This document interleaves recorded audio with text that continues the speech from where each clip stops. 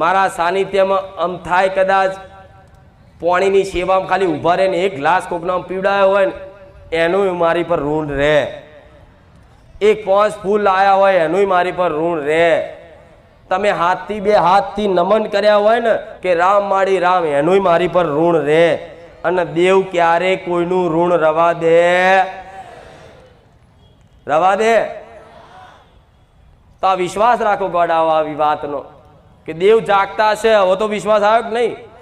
કે માતા છે આવ્યો કે ખાલી ખાલી? કે માતા કળિયુગમાં છે.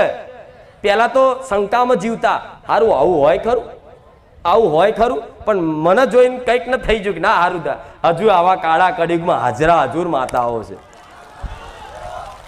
થયું કે નહીં?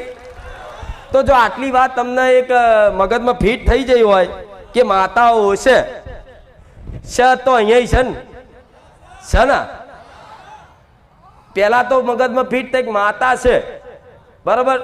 માતા છે તો અહીંયા છે ને, અહીંયા છે તમારી જોડે છે ને, તમારા જોડે છે તમારા હૃદયમાં છે ને, તમારા હૃદયમાં છે તમારા ઘેરાઈ છે ને. માતાઓ ગોડા જાગતી જ છે, એક કણ કણમાં એનો વાત છે. જો યાદ કરો તો હાજર ના થાય ગોડા મને મેલેડીને કહેજો.